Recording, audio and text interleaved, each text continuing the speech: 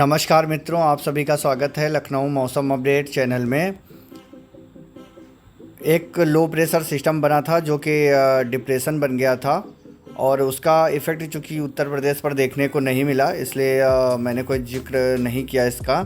Depression के रूप में वो कुछ इस तरीके से आया था। मानसून की अक्षीय रेखा इस तरीके से थी, इस तरीके से, इसलिए कुछ इन क्षेत्रों में बारिश की गतिविधियां देखने को मिली थी।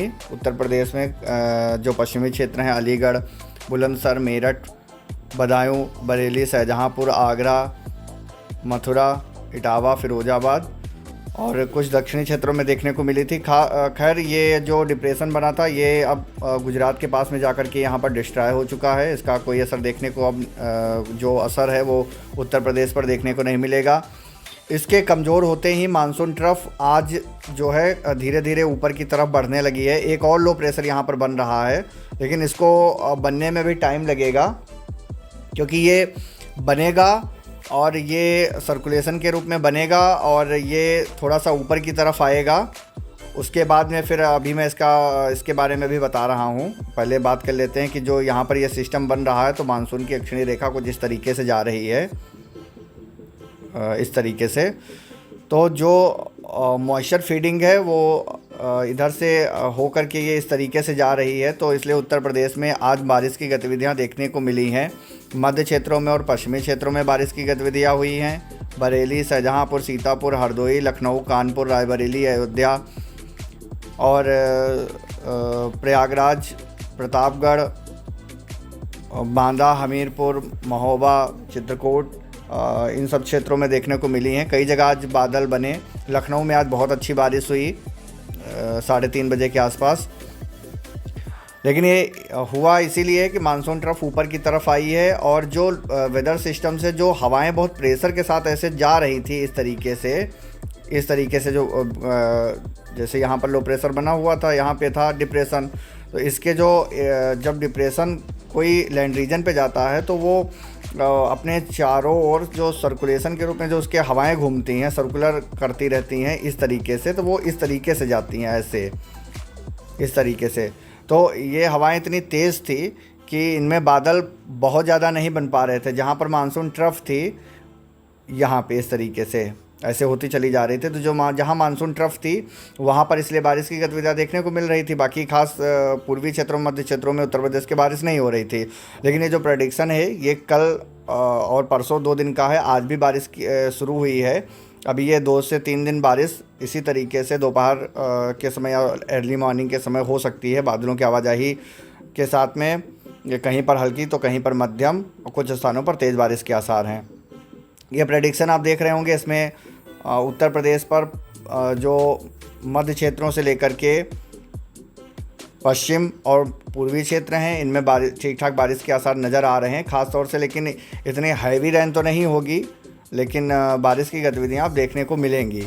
लखनऊ, कानपुर, प्रयागराज, वाराणसी, मिर्ज़ापुर, सोनभद्र, मऊ, आजमगढ़, बलिया, गोरखपुर, गोंडा, बहराइच, श्रावस्ती, अयोध्या, रायबरेली, लखनऊ, कानपुर, सीतापुर, हरदोई, बरेली, शाहजहांपुर, लखीमपुर, पीलीभीत, शाहजहांपुर हो गया, और इसके साथ ही सहारनपुर, मेरठ, मुजफ्फरनगर, बुलंदशहर, आगरा, अलीगढ़, इटावा, फिरोजाबाद, फर्रुखाबाद, मैनपुरी, कासगंज, इन सभी क्षेत्रों में कुछ स्थानों पर हल्की तो कुछ स्थानों पर मध्यम बारिश के आसार हैं। और 1-2 स्थानों पर जहां पर बादल बनेंगे वहां पर कुछ समय के लिए तेज़ बारिश भी हो सकती है।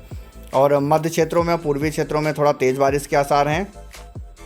इसके साथ ही एक मैं ये बताना चाहता, क्योंकि मैं वीडियो रोज़ अपलोड नहीं कर पा रहा हूँ, जो मानसून ट्रफ है वो तो अभी इस तरीके से रहेगी और बारिश की गतिविधियाँ कुछ स्थानों पर हल्की मध्यम ये सब चलती रहेंगी। लेकिन 1-2 चीज़ें मैं आपको बताने जा रहा हूँ जो कि मानसून और मौसम को लेकर के इस समय ज़रूरी हैं। एक तो पहले बात करते हैं कि जो ये सर्कुलेशन यहाँ पर बनेगा वो धीरे धीरे लो प्रेशर बनेगा। वो इस तरीके से आकर के कुछ इस तरीके से जाने वाला है, इस तरीके से जाएगा थोड़ा सा घूम करके। ये लगभग 11 और 12 तारीख के आसपास में ये एंट्री करेगा लैंड रीजन से। शायद 10 या 11 के बाद में ये एंट्री करेगा। मैं आपको अपडेट कर दूंगा जैसा रहेगा।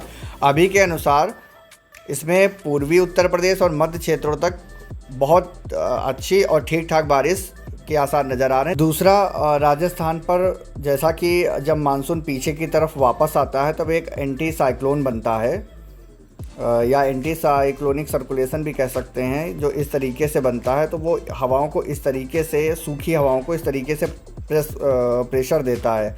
तो जब ये हवाएं पाकिस्तान और राजस्थान से होकर के सूखी हवाएं जब इधर की तरफ फिर वापस आएंगी तो ये मानसून धीरे धीरे विड्रा होना शुरू हो जाएगा यहाँ से धीरे धीरे। तो जैसे जैसे ये हवाएं चलेंगी, बढ़ेंगी, अपना दायरा बढ़ाएंगी, वैसे वैसे मानसून पीछे की तरफ हटने लगेगा। लेकिन हाँ, अभी इतनी जल्दी तो नहीं कह सकते हैं, क्योंकि अभी एक जो लो प्रेशर बनेगा इससे मध्य प्रदेश और उत्तर प्रदेश सहित दिल्ली तक भी बारिश के आसार हैं। अभी जैसा रहेगा अगले एक हफ्ते में क्लियर हो जाएगा। लेकिन ये ज़रूर है फैक्ट कि 11 और 12 तारीख से कहीं ना कहीं से मानसून की विदाई की उम्मीद प्रबल नज़र आ रही है। अगर ये सर्कुलेशन अगर मजबूत नहीं बना और ये राजस्थान के पास तक नहीं गया तो ज़रूर मानसून की विदाई संभावित है। और अगर ये प्रेशर बन गया, एंटी साइक्लोनिक सर्कुलेशन, और प्रेशर से हवाएं चलने लगी, तो ये एक तो ये इधर से हवाएं प्रेशर से चलेंगी, मानसून को वापस करेंगी।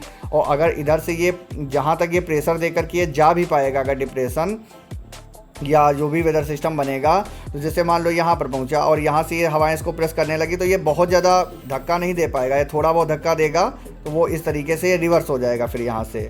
तो ये यही होता है कि सितंबर में जब मानसून विड्रा होता है तो उत्तर प्रदेश में कोई भी जो सिस्टम बनते हैं वो इसी तरीके से वापस, जैसे यहाँ से यहाँ जाता है, इसके लिए ये वापस होकर के इधर चला जाता है।